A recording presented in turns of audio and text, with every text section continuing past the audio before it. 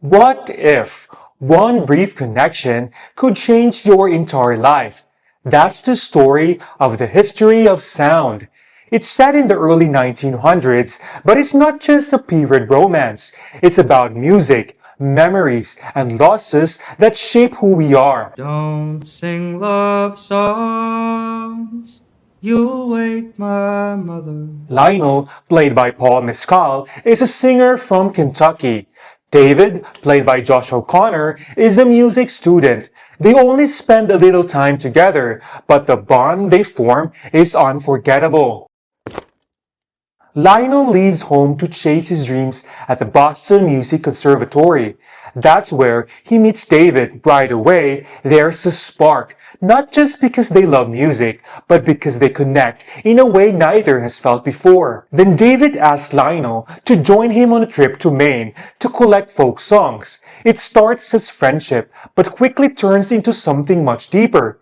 It's not just music, it's love. A love they had to hide in a time when honesty could be dangerous.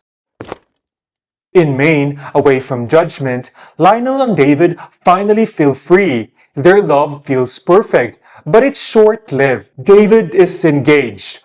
World War I is coming. After the trip, Lionel writes letters, pouring out his heart.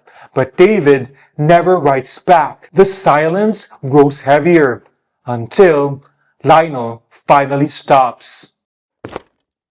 Lionel builds a career abroad. He sings in Italy.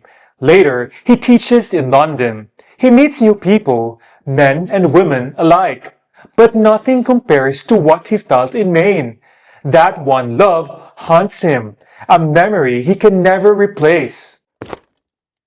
Even with success, Lionel can't escape David. The movie shows how hard queer relationships were back then. Society's rules crushed personal happiness. When Lionel finally returns to Boston, hoping to reconnect, he learns the heartbreaking truth. David had died by suicide shortly after their time together. The war and hiding who he truly was became too much for him.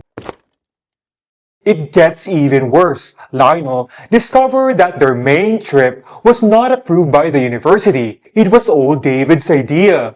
And David had stayed engaged the whole time. This truth hit Lionel hard. They showed just how torn David really was between what society expected and the love he truly wanted. Fast forward to 1980s. Lionel is now a famous musician and writer. During a TV interview about his book, he receives a mysterious package. Inside are the lost recordings from his trip with David. Among them is a special recording David left just for him. Hearing David's voice after all these years overwhelms Lionel. Even though they never reunited, this moment gives him something priceless. A way to hold on to their love and keep their memory alive. The movie doesn't end with a reunion. It shows that love can be short but unforgettable. Lionel goes on with his life and career, but the time he shared with David stays with him forever. Proof that one fleeting connection can truly change a life. She says that I can't be your bride. Don't die.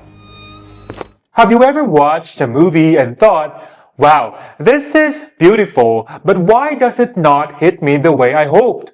That's kind of how I feel about the history of sound. Some people online have called it the Brokeback Mountain on sedatives, and after seeing it, I get what they mean. First, let's talk about how it looks. The movie is gorgeous. The small towns, the Maine countryside, the quiet moments between Lionel and David, it all feels real, so detailed. And the actors, Paul Mescal and Josh O'Connor, are great. They are subtle, which works in some scenes. You can tell they're trying to show the weight of their romance. But here's the thing, sometimes it's too subtle. Certain moments that should make your heart race just don't land.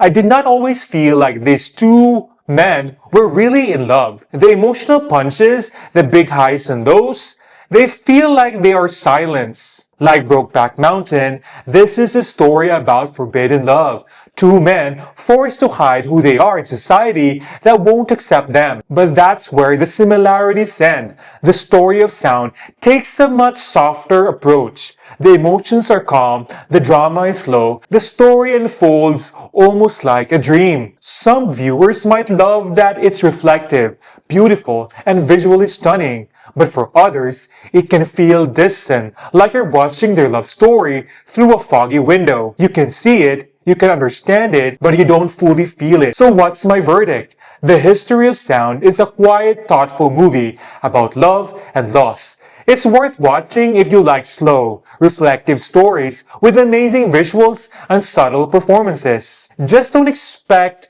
the heartbreak and emotional intensity of Brokeback Mountain.